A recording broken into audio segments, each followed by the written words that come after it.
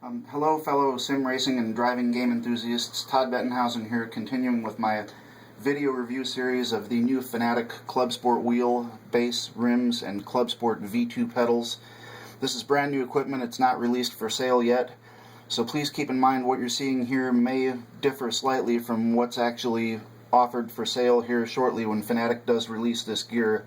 This is pre-production equipment, but it's very close to production, and you may not notice any differences at all, but we still have a bit of a work in progress here. They're still making tweaks to the drivers and so forth, so what you see here may not be exactly what you see in your own setup. The first thing we want to do here, we've got our ClubSport wheel base and our BMW M3 GT2 rim mounted up, and we want to talk about some mounting considerations in your cockpit, because I had to make a little bit of a change here. If you sneak around the side there, Kerry, I've got my brother Kerry assisting me once again. He's running the camera and keeping me on track, which is a big help, so thanks there, Kerry.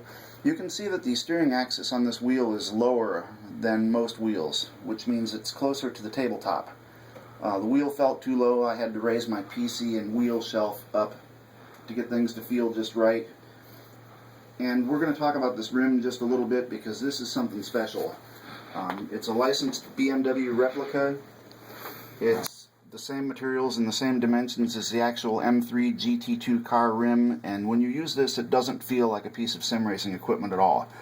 We use these plastic wheels. A lot of manufacturers have price sensitive gear that's designed for both console racing and PC racing. This stuff's in a whole different category. This feels like real equipment.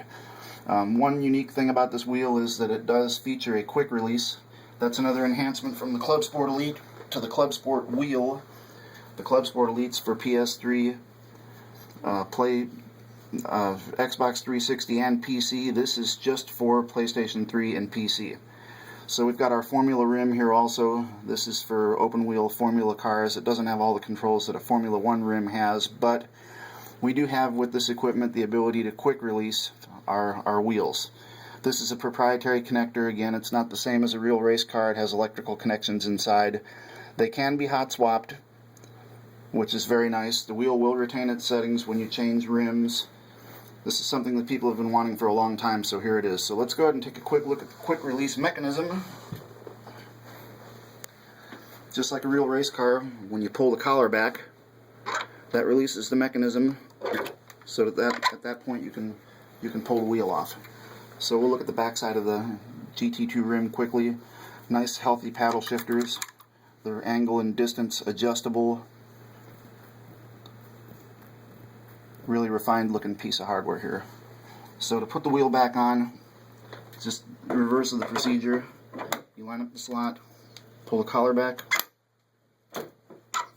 and there we have it. So before we get started with the actual wheel settings, let's go ahead and take a quick look at the driver properties page. When you install the Fanatec drivers, it puts a shortcut on your desktop here. Let me go ahead and bring this around where I can work with it. And we'll power the wheel up. Press and hold the start button. There we go.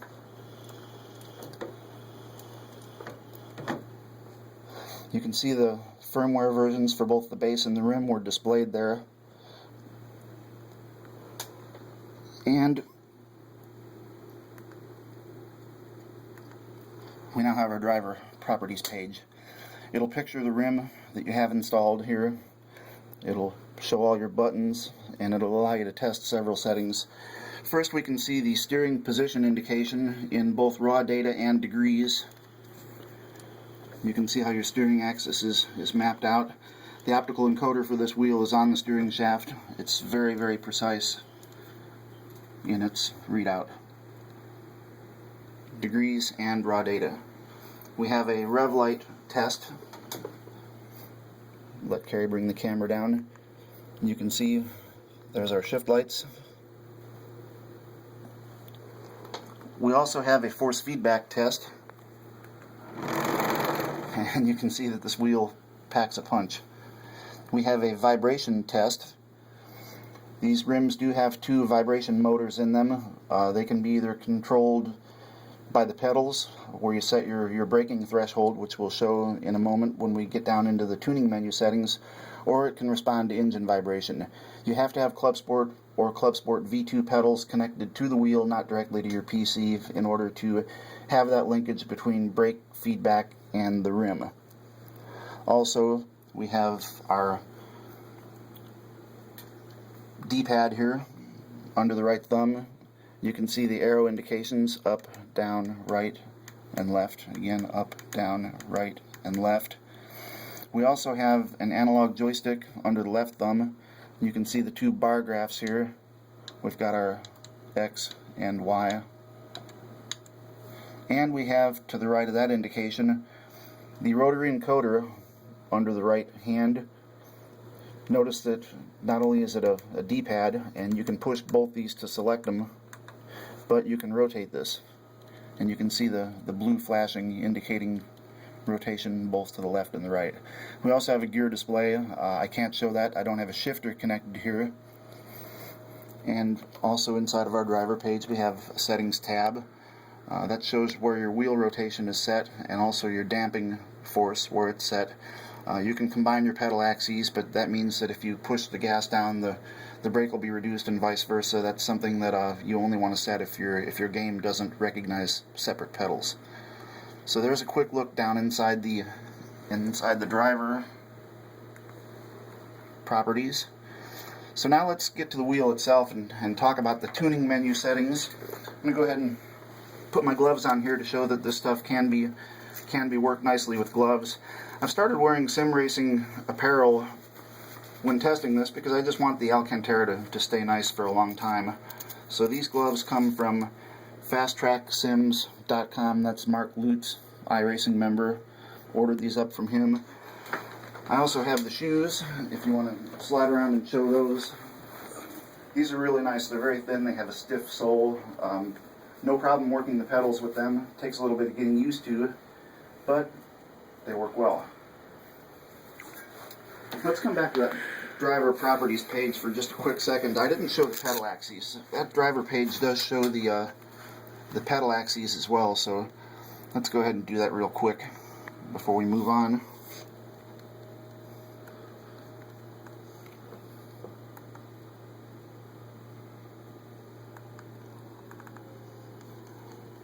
Closed it accidentally.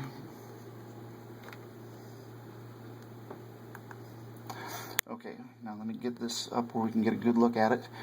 And then Kerry's going to hand me the camera, and he's going to go down there to my ClubSport pedals.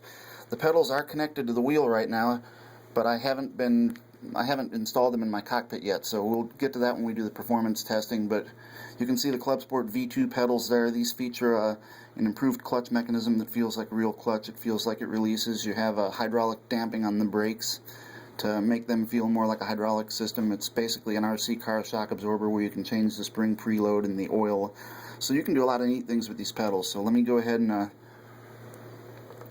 not going to be able to show both at the same time, but go ahead, Kerry, and press on the throttle and the brake and the clutch in turn. And I can actually feel, through my cockpit, I can feel the vibration. Go ahead and do that again, Kerry. Push the throttle down. Ah, interesting. The vibration increases in amplitude with the throttle, so that's your engine vibration, so it works by default. Very nice. Okay. The brakes, we don't have a ABS threshold set, so I don't feel any vibration from the brakes, and there's the clutch. So these will map out in your game controls just as a separate set of pedals would. These are just connected through the wheel. So there we go. I learned a little something. Very nice. That rim vibration for the motor is neat. So let's go ahead and get that out of the way. Get my gloves back on. And we'll get to the wheel settings, tuning menu settings. First of all, there's a little black button down here to the left of the display, and when you press it, that brings up your tuning menu. And the way you navigate through the tuning menu is left and right to pick what you're going to set, and then press to select it, and then the rotary encoder allows you to make changes.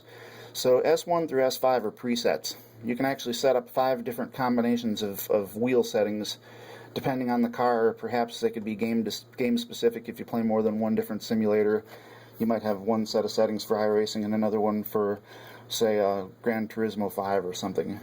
So S1 through S5 presets. You just make your changes and move on to the next one. They're automatically saved. So let's go ahead and the first thing I'm going to do is I'm going to reset this wheel. If you press and hold the button for about 5 seconds,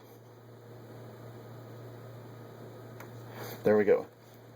All the settings are at default now. Some of these are certainly going to change before the wheel goes into production, but let's go ahead and bring the tuning menu up again and take these in turn.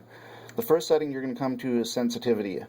I might have called this ROT or RTN for rotation, but what this does is it sets your wheel's degrees of rotation from 900 all the way down to 90 degrees. And this is the off setting means that it's controlled strictly in the driver. That top slider you saw there on the driver settings page, you can also set your maximum degrees of rotation there. I'm going to leave that at 900. iRacing does support 900 degrees of rotation, so that's where we want it to be. Another thing I want to add real quick before I get any deeper into this is that I'm kind of a force feedback purist, and I like to set my wheel up to deliver what the developers intended to deliver, and some of these settings can actually alter what the game sends to your hands through the wheel. So we'll talk about those and which ones you may want to alter and why, and which ones you want to leave for pure, what I call pure force feedback. So the second setting we'll come to is FF, or force feedback. And this is really interesting. This only affects the maximum force that the wheel can deliver. It doesn't affect all forces, it just clips the maximum. So if you set this to, say, 70%, any force saturation beyond 70% that the sim sends to the wheel's going to stop making more force feedback at that point. It's just a top-end limiter. Kind of like think of it as a maximum volume control. Doesn't affect the whole range, it just affects how much force the wheel can deliver at the top end. Again, purity being the theme here, we'll leave that at 100%, and if we set our force feedback in our sim, in my case iRacing, appropriately, you won't clip. You won't ask the wheel to deliver more force than it can, and we have some tools to do some qualitative analysis, and we'll get to those in the performance section. Second setting we come to is shock. This is shock vibration, the two vibration motors that I referred to inside the rim. It defaults to 100%. That, for instance, when you're at full throttle, the engine vibration, you're getting the maximum vibration out of the wheel. You can dial that down all the way to off. Go ahead and leave it at 100 for now. It's a really neat effect, and when I've got these pedals installed in my cockpit and I'm driving with them, I'm sure I'm going to enjoy it. Next one is ABS, analog braking system. If you have ClubSport or ClubSport V2 pedals connected to the wheel, and you set your braking threshold here, anywhere from off all the way down, I'm not sure how low it goes, probably 0. If you set this to 90, for instance, beyond 90% brake pedal travel, your brake pedal force feedback motor will vibrate, or vibration motor will vibrate, and it will also tell the rim motors to vibrate. So it's some nice tactile feedback of your braking threshold point. And I'm going to go ahead and turn that off. Again, the old purity theme. Linearity. Linearity is the relationship between where you turn the wheel and what the wheel tells the simulator to do. What linearity does is when you leave it on the default setting of off, what you do with the wheel is sent directly to the sim without any translation.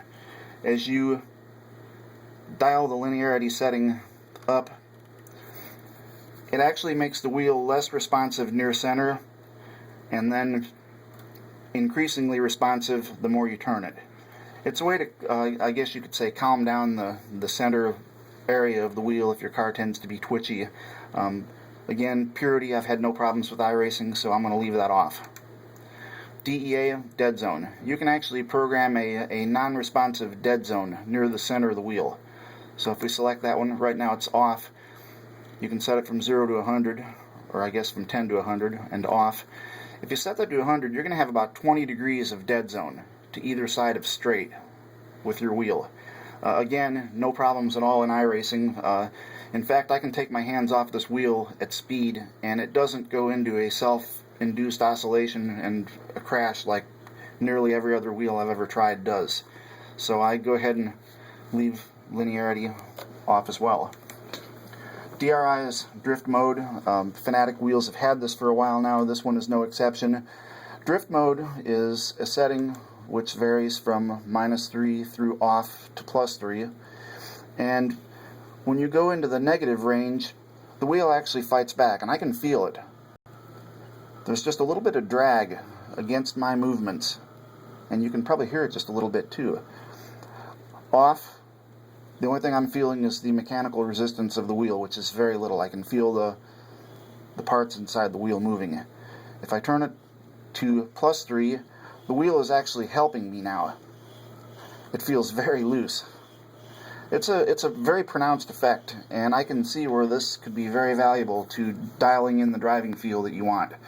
I'm going to do most of my initial testing and certainly all my initial qualitative analysis with all this stuff set for a pure response. So I'll leave that off for now, but that has potential to have some very interesting effect on the driving experience.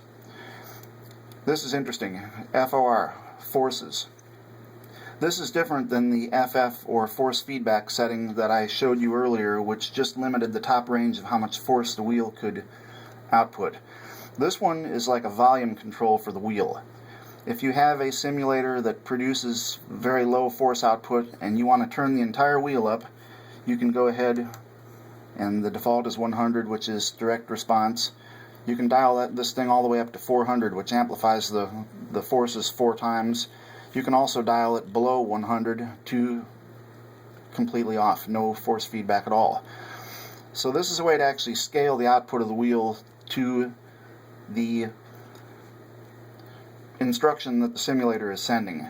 iRacing has a very good control for controlling force feedback. You don't really need this with iRacing. I'd go ahead and leave it at 100, but if you have games that do produce low output, you can compensate. So this wheel has some very, very nice settings, and you should be able to get just about any kind of response you want out of it through experimentation with this tuning menu. If you get lost, you can always press and hold the button and reset it and start over.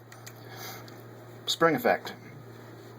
Before the days of force feedback, most steering wheels had centering springs built into them, and when you would turn away from the center, the wheel would always want to snap back. It varies from 100, again, all the way up to 400, and back down through off. Spring effects are seldom used in modern PC games. I'm going to go ahead and leave this off for iRacing. It's not required to get the sim to have a natural feel, but some games actually produce all their force feedback through spring effects only, and you can control the strength of that spring effect with this setting. So even if the game isn't ideal in its optimization for use of force feedback, you can still do a lot of things to tune this wheel to make it feel really good. DPR is damper. Again, this affects all the forces coming from the simulator. It's just a little bit of an induced drag to make the wheel feel less loose. Right now the default's at 200. It's my understanding that that's going to change. You can turn the damper off completely, and then you have just the pure forces that the simulator sends to the wheel combined with the mechanical drag, the natural mechanical drag of the wheel. If you turn this up, you have a little heavier response, just a little bit of built-in drag for people who don't like their wheel to feel loose. Again, we'll kind of keep it pure and we'll leave that off.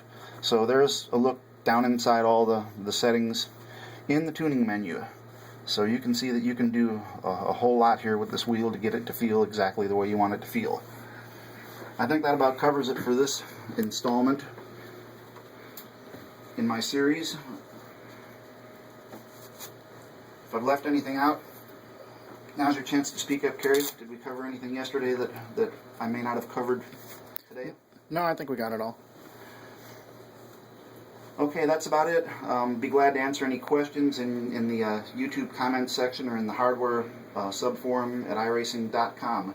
So next thing we're going to move on to is performance evaluation. We'll also look at some qualitative analysis. We'll use some tools that have been developed in the iRacing community to actually measure the performance of this wheel in ways where it can be compared directly to other high-end wheels. So I'm already looking forward to the next one. More driving and more in-depth analysis from a performance standpoint. So we'll see you next time. Thanks for watching.